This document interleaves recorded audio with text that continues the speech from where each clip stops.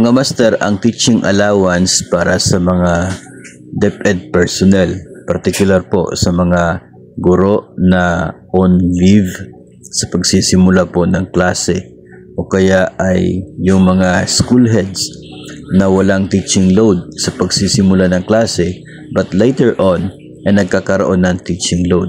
So ito po ang prorated na teaching allowance para po sa inyo. Nakadepende kung kailan yung reinstatement galing sa leave o kaya ay kailan yung pagsisimula ng pagkaroon ng teaching load. Kung nangyari po yun within the first 30 days galing po sa pagsimula ng klase, then buo pa rin ang inyo po matatanggap na teaching allowance. Kung kayo po ay on maternity leave, tapos yung reinstatement ay hanggang July 15, then 100% pa yung inyo pong makukuha na teaching allowance. Pero kung nangyari po yan after nasa 30 days from the start of classes hanggang 90 days, 3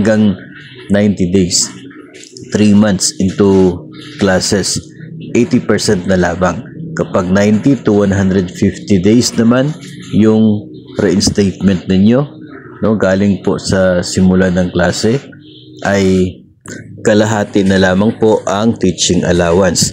At 20% naman kung ang inyo pong reinstatement o kaya ay pagkakaroon ng teaching load ay nangyari po siya after 150 days from the start of the school year, 20% na lamang ang teaching allowance.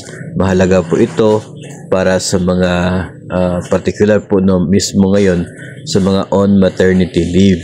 No, marami kasing instances na ganyan po. So hindi pa po kayo makakabalik sa pagtuturo by June 16 kasi on maternity leave pa.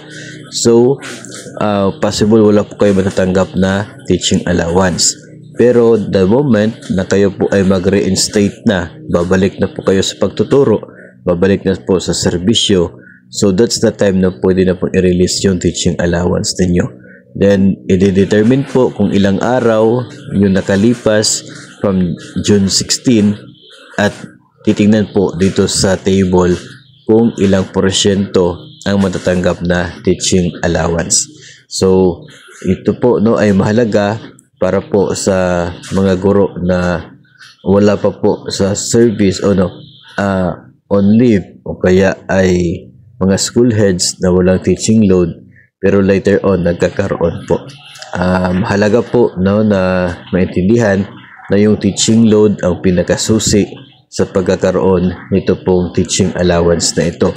Kung kayo po ay kahit po kayo teacher at hindi po naka-maternity leave pero hindi po kayo binigyan ng teaching load no by the start of the school year, kayo po ay pina-perform ng mga non-teaching functions.